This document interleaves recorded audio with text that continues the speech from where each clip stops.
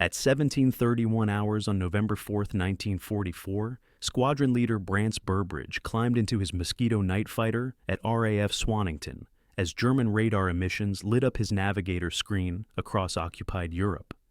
23 years old, the former conscientious objector had flown 47 combat missions in 8 months. Bomber Command had lost 217 heavy bombers to German night fighters in October alone.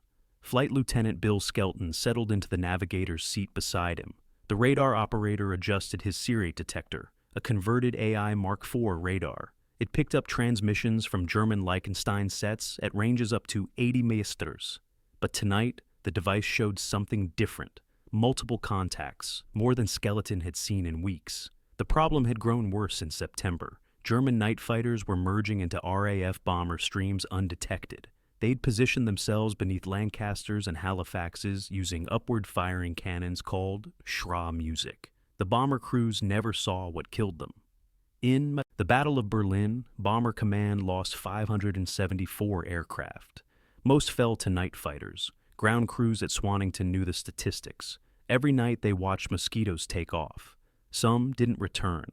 Number 100 Group had formed specifically to counter this threat. 7 squadrons of Mosquito night fighters equipped with electronic detection gear. Their mission was simple: hunt the hunters, find German night fighters using their own radar emissions, shoot them down before they reached the bomber streams. Since December 1943, the group had claimed 257 German aircraft destroyed, but the cost was high. 70 Mosquitoes lost. Burbridge started the Merlin engines. The wooden airframe vibrated as power built. He joined 85 Squadron in July 1943 after a year as an instructor. His first tour produced 1 probable kill, 1 damaged. Then he met Skelton. Everything changed. The navigator skill with the Serrate system gave them an edge. They'd opened their account in February with a Meshmid 410 over the channel. By April, Burbridge had 5 victories. By October, 14. Tonight, they were flying a highly intruder patrol southeast of Cologne. The briefing had been clear. Bomber Command was hitting Boke. German night fighters would scramble from bases across the Ruhr. Bonhungel gutters, Cologne, Vaughan. When they did, Mosquitoes would be waiting. Will Burbridge's tactics work tonight? Please hit the like button. It helps us share these untold war stories. And subscribe for more. Back to Burbridge. The Mosquito lifted off at 17:31. They crossed the English coast at 1,800 FT, descended to avoid coastal radar, then climbed to 15,000 FT over Belgium. Skelton watched his screens. The AI Mark X gave forward coverage out to 8M. The Serrate detector scanned for enemy radar ahead. Somewhere in the darkness over Germany, German night fighters were taking off. Pilots who'd survived dozens of missions, men with 10, 20, 30 kills. They had altitude advantage, they had numbers, they had experience. Hunting bombers, but tonight, for the first time, they were the prey. By 1904 hours, they were over German territory. Skeleton's Serrate screen showed a contact 4 Anstreis out, crossing starboard to port. Burbridge turned in behind it. The detector worked by receiving emissions from German Liechtenstein radar. When Luftwaffe night fighters searched for bombers, they broadcast on frequencies between 490 and 600 MHz. The Serrate picked up those transmissions, gave bearing, not range. Skelton had to estimate distance by watching the signal strength. As they closed, he called adjustments, left 2 degrees steady contact, strengthening. At 1500 FT, Burbridge got visual dark silhouette against darker sky. Night binoculars confirmed it. Junkers 88. The twin-engine fighter carried a crew of 3, pilot, radar operator, rear gunner. It mounted 4 20mm cannons and 3 machine guns. Upward-firing Schrag Musk installed in some variants.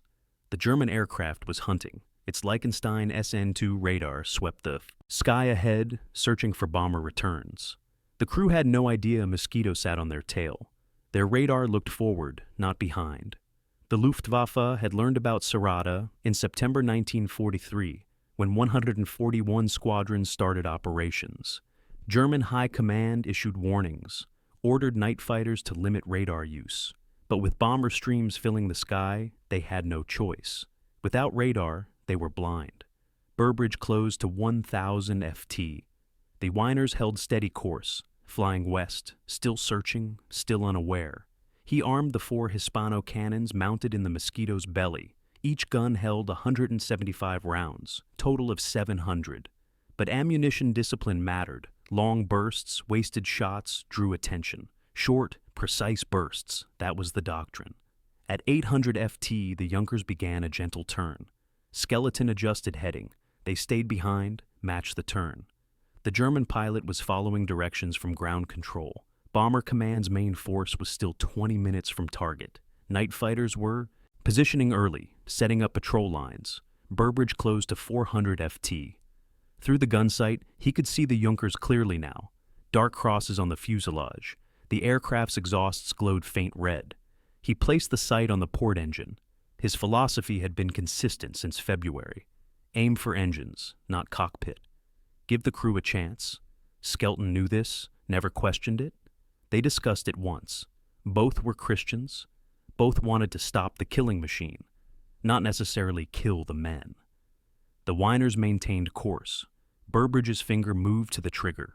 3-second burst. That was the plan. Hit the engine. Watch for results. Adjust if needed. Then Skelton's voice came through the intercom. Contact. New contact. Range 2 miles. Crossing left to right. Bearing similar to their own. Close. Too close. Another German night fighter hunting the same area. The sky that seemed empty seconds ago was suddenly crowded. Burbridge made a decision in 2 seconds. First target first. He pressed the trigger. 4 Hispano cannons fired. Tracer rounds arced toward the Junkers. The burst lasted 3 seconds, exactly as planned. Shells tore into the port engine. Fire erupted immediately. Orange flames streamed back from the NL. The whiners rolled hard right, diving away. Burbridge pulled up sharply to avoid debris. Skelton confirmed the kill at 1906 hours. The Junkers disappeared from visual at 3,000 FT, trailing fire. They didn't see it hit the ground, but German records later showed a Junkers 88G from Naki-Geschwader. One crashed near the patrol area that night. Pilot bailed out. Radar operator and gunner killed. No time to watch. Skeleton second contact was closing. Range 1 mile now. Burbridge turned northwest, searching. The Serrate detector gave bearing, but the signal was weak, intermittent. The German pilot might be using radar sparingly, tactical awareness. The Luftwaffe had adapted since Serrate first appeared. Some crews ran silent until the last moment. Others shut, down between sweeps. At 1914, Skelton got solid contact again. 800 YD dead ahead, same altitude. Burbridge increased power slightly. The Merlin responded. Airspeed climbed to 280 knots. The Mosquito gained on the target within 3 minutes. Visual confirmed. Another Junkers 88. Different variant. This one showed distinct aerials. The longer SN2 radar array. More recent production. The aircraft flew straight and level. No evasive action. No indication they detected pursuit. Burbridge settled into firing position. 600 FT back. Slightly below the textbook approach. Skelton monitored screens. No new contacts. They were clear. But something felt different. The Whiners was heading toward Bonhangalar airfield. The base sat 15 miles south of Cologne, major night fighter station, home to 2nd Staff, Naktiag 1. More than 40 fighters operated from that field. If they got close, the situation would change fast. Burbridge closed to 400 FT. Placed the sight on the starboard engine this time. Variation mattered. Predictability could be fatal. He fired. 3-second burst. 50 rounds from each cannon, 200 total. The shells hammered into the engine and wing root. Metal tore. Fuel ignited. The entire starboard wing erupted in flames. The Whiners pitched nose down, violently rolling left. The pilot was fighting for control, but physics had already decided. Secondary explosions rippled through the fuselage. At 1917, the aircraft inverted completely and dove. Skelton tracked it to impact. Crashed in open farmland east of their position. No survivors. 2 German night fighters destroyed in 11 minutes. Burbridge had used approximately 150 rounds total. 550 remained. Skeleton's voice came through the headset again. multiple contacts, range varying, 3 miles to 5 miles, different bearings, all converging on one area, Bonhangalar Airfield. The Germans were forming up, preparing to intercept the bomber stream, and Burbridge was flying straight toward them. At 1923, they reached the area, southeast of Cologne. Below, scattered lights marked Bonhangalar Airfield. Skelton counted 6 distinct radar contacts within 3 mi, all orbiting. The Germans were stacking. Standard procedure, night fighters would circle a designated point, waiting for ground control to vector them toward bomber streams. Height separation kept them safe, 500 FT between each aircraft. Burbridge reduced power, descended to 14,000 FT. The orbital pattern was clear now, clockwise rotation approximately 2 meters diameter. He made a choice that would have seemed insane to most pilots. He joined the pattern, the Mosquito slipped into the circuit between 2 contacts. Skelton monitored spacing. 1,500 FT ahead was a German night fighter. 1,800 FT behind was another. They were flying in formation with the enemy. The Germans had no visual reference, no way to distinguish friend from foe in absolute darkness. Their radar looked outward for bombers, not at the aircraft next to them. For 90 seconds, they orbited with the Hunters. Skeleton screen showed the pattern shifting as more fighters joined. 7 contacts now. 8. The Luftwaffe was massing for the intercept. Somewhere to the west, RAF bomber streams were approaching their turning point. Within 30 minutes, German night fighters would peel off and attack, unless they never made it to the bombers. Burbridge selected the contact ahead, range closing slowly as he added slight power. The orbital pattern meant they were all flying similar speeds, 230 knots. He needed to close without alerting the aircraft behind him, smooth, gradual. At 1928, visual contact. Messrs 110, twin-engine heavier than the Junkers variants. This was a dedicated night fighter. No bombs, all guns. The Bf-110 carried 4 forward-firing cannons, 2 upward-firing Schramm Musk, 1 rear defensive gun. Crew of 3. It was the Luftwaffe's primary night interceptor since 1940. Experienced pilots preferred it, more stable gun platform than the Junkers. Burbridge closed. To 500 FT, the Messers held position in the orbit. Perfect spacing, professional flying. This crew knew what they were doing, which meant they were dangerous. Had to be eliminated before they reached the bomber stream. At 400 FT, he could see the aircraft clearly through the gun sight. The twin-tail booms, the glazed nose for the radar operator, exhaust stacks glowing. He aimed for the port engine. Fired. 3 seconds. The cannons hammered. Tracer rounds starry forward. Hits immediate. The port engine exploded. Fuel spray ignited across the wing. The Mesmit rolled violently left, dropping out of the pattern. Burbridge pulled up and right, staying clear of the formation. The burning fighter fell away, spiraling. It impacted at 1930. German records confirm Bf-1 and 10 from 2nd Staffel NJG-1 crashed at Bonhangar. Pilot killed, 2 crew bailed out, 3 German night fighters destroyed in 27 minutes. But the formation knew now. Skeleton screen showed the pattern breaking, aircraft scattering. Ground control was transmitting warnings. Intruder in the area. All fighters take evasive action. The element of surprise was gone, and they were still over enemy territory with hostile fighters all around them. 1 contact wasn't running. 1 contact was turning toward them. Skelton called the contact. Range 1-200 YDs, closing fast, bearing 090. The German pilot had seen the explosion, seen the Mosquito silhouette against the flames, was coming to investigate or engage. At night, 1,200 YD was close range, too close. Burbridge turned hard into the contact. The Mosquito banked 60 degree. If the German expected them to run, this would surprise him. Night fighting was geometry, angles, closure rates, energy management. The pilot who controlled the merge controlled the fight. At 800 YDs, Skelton got radar return, confirmed contact. Junkers 88, the 4th type tonight. Different again from the others, possibly a G variant, the newest model, better radar, more firepower. These aircraft were becoming harder to surprise. The Luftwaffe was learning. 600 Wadia. Both aircraft were converging. Combined closure rate over 400 knots. Burbridge had seconds to decide: head-on pass or break-off. Head-on meant mutual vulnerability, both aircraft firing, both exposed, but breaking off meant giving the German control, letting him dictate terms. He held course.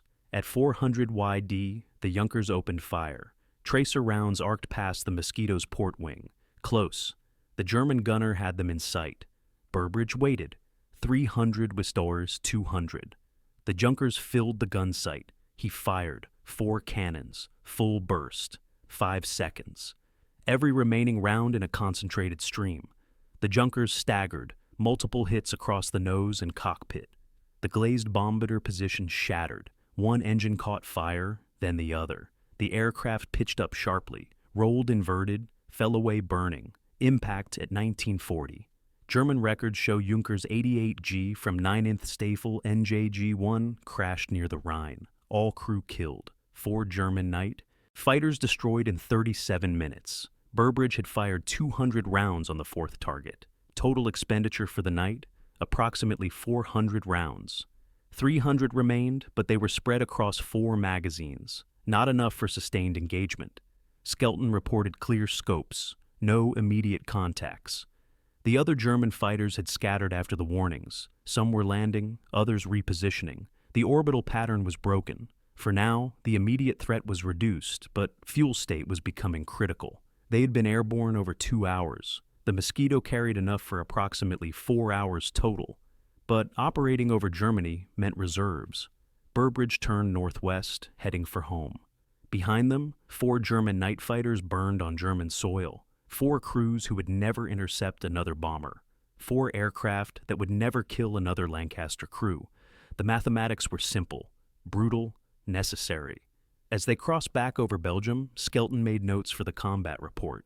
Times, locations, aircraft types, ammunition expended. It was 1952. They'd be back at Swanington by 2100 hours if weather held. But something bothered Skelton. The detector showed intermittent returns behind them, weak signals. Could be friendly, could be enemy. At this range, over 2 miles, identification was uncertain. They were exhausted, low on ammunition, heading home. The logical choice was to maintain course, get out of enemy airspace, land safely, report success. But the signal was growing stronger. The signal strengthened, range under 2 miles. Skelton refined the bearing. It was tracking them, matching their course change when they turned northwest. Either extremely disciplined, friendly escort, or German night fighter looking for revenge at night over occupied territory. Assumptions killed. Burbridge reduced altitude to 12,000 FT, descended into cloud layer. The Mosquito disappeared into gray darkness. No visual reference, flying on instruments. If the contact was using radar, clouds provided no protection, but if it was visual pursuit, they had lost him. 3 minutes in cloud. Skelton watched his screens. The contact faded, range opening. Whoever it was had lost them or broken off. They climbed back to 13,000 FT, emerged into clear air, stars overhead, scattered clouds below. The Dutch coast was 40 minutes ahead. At 2008, they crossed the enemy coastline. Flak batteries at Amuiden opened fire, but the Mosquito was too high, too fast. Black puffs burst below them. They were clear over the North Sea now, friendly territory in 20 minutes. Skelton ran systems check. Fuel showed 200 gall, enough for another hour if needed. Hydraulics normal, engines normal, no damage from the engagement. The Mosquito had performed perfectly. 4 targets, 4 kills, 0 hits taken. The wooden airframe's advantage was speed and maneuverability. They had used both tonight. Burbridge's hands were steady on the controls, but his mind was processing. 4 German night fighters in 37 minutes. Most crews got 1 victory per tour. Some never got any. They destroyed 4 in a single sortie. The implications were significant for the squadron, for the group, for Bomber Command. But he also knew the cost. 4 German pilots dead, others wounded, families who would receive telegrams. He'd aimed for engines where possible, but the 4th engagement had been different. Head-on, no choice. The reality of war was unavoidable. Stop the machine, save the bomber crews. That was the mission. At 2021, the English coast appeared ahead. Norfolk RAF Swanington sat 15 miles inland. They'd been airborne 2 hours 50 minutes. Skeleton radioed tower, Mosquito returning. 4 victories claimed, permission to land. The controller's voice came back immediately, cleared straight in. Runway 27, wind light, weather clear. The airfield lights showed at 2028. Burbridge entered the pattern, reduced power, extended flaps, landing gear down, 3 green lights confirmed. The Mosquito settled onto the runway at 32 hours, smooth touchdown. They rolled out, turned onto the taxiway, proceeded to dispersal. Ground crew were waiting, always waiting. They counted aircraft out, counted them back. Tonight, one Mosquito returned with extraordinary news. The crew chief approached as engines shut down. 4 kills. The word spread immediately through the ground personnel. 4 in one night. No one had done that. Burbridge and Skelton climbed out, filled out initial combat reports, times, positions, aircraft types, ammunition used. The intelligence officer would debrief them fully tomorrow, get detailed accounts, correlate with German records eventually. But tonight, preliminary claims stood. 1 Bf-110 destroyed. 3 Ju-88s destroyed. Other Mosquitoes from 100 Group had scored that night. 3 Bf-110s total claimed across all squadrons. But Burbridge and Skeleton's tally was unprecedented. What they didn't know was that this single mission would change everything. By November 5th, word reached Bomber Command headquarters. Air Chief Marshal Arthur Harris reviewed the report personally. 4 confirmed kills, single crew, single sortie, 200 rounds per kill average. The efficiency was remarkable. More importantly, the tactic worked. Serrate-equipped Mosquitoes could hunt German night fighters in their own airspace, disrupt their operations before they reached bomber streams. Within a week, 100 Group revised training protocols. Burbridge and Skelton were asked to brief other crews, explain the technique, how to join enemy formations undetected, when to engage, how to manage ammunition. The orbital pattern infiltration became doctrine. Other squadrons implemented it immediately. The impact showed in November's statistics. Bomber Command lost 152 aircraft that month, down from 217 in October. German night fighter effectiveness decreased 28%. 100 Group claimed 63 enemy aircraft destroyed. Burbridge and Skelton accounted for 7 of those. Their total stood at 17 by month's end. The Germans noticed. Luftwaffe High Command issued new directives. Night fighters were ordered to reduce radar use to minimum. Some crews refused, knowing it meant flying blind. Others complied, and their kill rates dropped. The Serrate system had created a tactical dilemma. Use radar and risk detection. Don't use radar and miss bombers entirely. By December, the phenomenon had a name: Mosquito Shrek, Mosquito Terror. German night fighter pilots reported constant fear during landing approaches. The most vulnerable moment: gear down, flaps extended, slow, low, no maneuverability. Mosquito intruders would orbit airfields for hours waiting. When German fighters came home exhausted after missions, the hunters struck. Burbridge and Skelton continued operations through December. On the 12th, they destroyed a Bf-110 and Ju-88 near Essen. December 23rd, another Bf-110 near Koblenz. Their victory total reached 20 by year's end, one more than Group Captain John Cunningham. Cat's eyes. Cunningham, the legendary night fighter ace. Burbridge's former squadron commander. January 2nd, 1945. Final mission, southwest of Ludwigshafen. Bomber Command was attacking oil refineries. Burbridge and Skelton flew escort. At 22:15 hours, Skelton got contact. 4 miles closing. Visual confirmed. Ju-88. Standard approach. 400 F-tier 3-second burst. Port engine fire. The aircraft crashed. All crew killed. Victory number 21. The highest scoring British and Commonwealth night fighter partnership of the war, surpassing Cunningham's record. Air Vice Marshal Addison, 100 Group Commander, sent personal congratulations. Distinguished Service Order, bar added, for both men. But the real achievement wasn't the medals, wasn't the record, it was the mathematics. 21 German night fighters destroyed meant 21 crews that never reached bomber streams. Each German night averaged 6 bomber kills per year. Simple multiplication. Burbridge and Skelton saved approximately 126 bomber crews, 1,060 RAF lives. The invisible hunter had become visible, and the Germans believed it because the evidence was burning across their airfields every night. March 1945, Burbridge left 85 Squadron, posted to Night Fighter Leader's School as commanding officer. The war in Europe had 2 months remaining, but his combat tour was complete. Skelton remained with the squadron briefly before his own posting. Their partnership had lasted 13 months, 21 victories, 0 losses. After Germany surrendered, both men made identical decisions. They left the RAF, studied theology. Burbridge went to Oxford, history degree first, then theology. Skelton chose Cambridge, Trinity Hall. Both felt called to ministry. The war had shown them death. Now they wanted to show people life. Burbridge joined Scripture Union in 1948. Youth ministry. He spent decades working with students, holiday programs, sixth form courses. Never spoke much about the war. When pressed, he'd say one thing: I aim for engines, not cockpits. Wanted to stop the machine, not kill the men. His logbook stayed in a drawer, his medals in a box.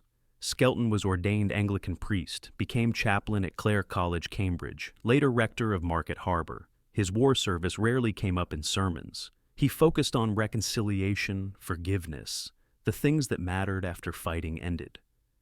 100 Group disbanded December 17, 1945. 7 months after victory in Europe, the electronic warfare tactics developed by the group became standard doctrine. Post-war air forces worldwide adopted Serrate principles, radar detection, electronic countermeasures. The invisible hunt, it changed how night fighting worked forever. The Mosquito served until 1951 in RAF service, longer in other air forces. But the aircraft's legacy wasn't longevity, it was versatility. Bomber, fighter, reconnaissance, intruder. One airframe, multiple roles. Wooden construction that outperformed metal competitors. De Havilland's gamble on an unarmed fast bomber evolved into one of the war's most effective aircraft. Burbridge and Skelton remained close friends until Skelton's death in 2003. They'd meet occasionally, talk about theology, family, rarely about November 4th, 1944. That night belonged to history now, to the RAF. To the 260 bomber crew members who came home because 21 German night fighters didn't. Brance Burbridge died November 1st, 2016, 95 years old. By then, his medals had been sold to pay for care. His family needed the money. The nation had moved on. But the record remained. 21 victories, highest scoring British night fighter race ace. The invisible hunter who Germans couldn't believe existed until the evidence burned across their skies. Stories like Burbridge and Skelton's remind us that innovation wins wars. Serrate radar, intruder tactics, electronic warfare. These weren't just technical advances. They were force multipliers that saved lives. Every night fighter they shot down meant bomber crews that came home. If you found this story valuable, please like this video and subscribe for more untold war stories. Let us know in the comments where you're watching from. Thank you for watching and for keeping these stories